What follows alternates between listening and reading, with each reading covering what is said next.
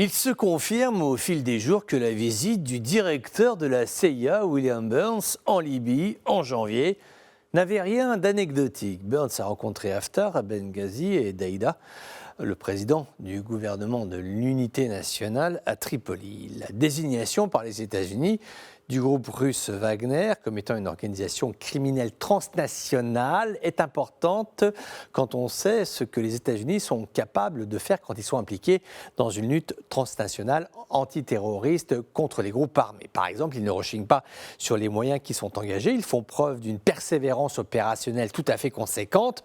La presse en parle moins, mais par exemple, aujourd'hui encore, les forces américaines contribuent à lutter contre Al-Qaïda au Yémen. 2 décennies après les attentats du 11 septembre, le Pentagone n'a pas oublié. Donc, par analogie, Wagner est devenu en janvier une organisation transnationale criminelle aux yeux des États-Unis. Il est certain que ce ne sont pas des mots en l'air. Le groupe paramilitaire est toujours présent en Libye depuis la visite de Burns.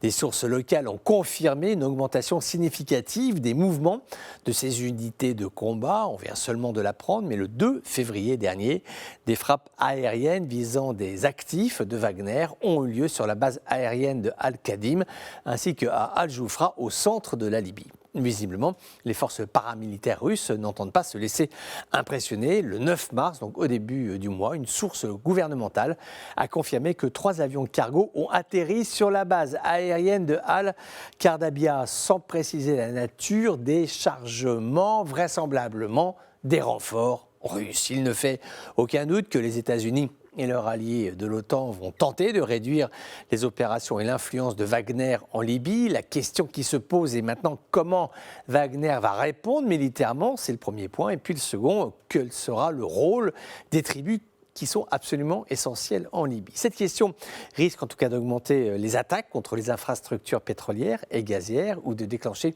des combats entre milices, soit à l'est, soit à l'ouest, ou en tout cas des combats entre ceux et celles qui soutiennent ou pas la présence de Wagner en Libye. Récemment, ces groupes affiliés à Wagner ont accusé des factions de Tripoli de soutenir les États-Unis, les Nations Unies, qui tentent de réactiver le processus électoral.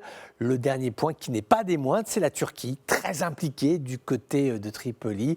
Va-t-elle rester à l'écart de cette nouvelle tension? Va-t-elle prendre fait cause pour ou contre Wagner au risque de se fâcher avec Moscou? La guerre en Libye, on le voit, est loin, très très loin d'être terminée.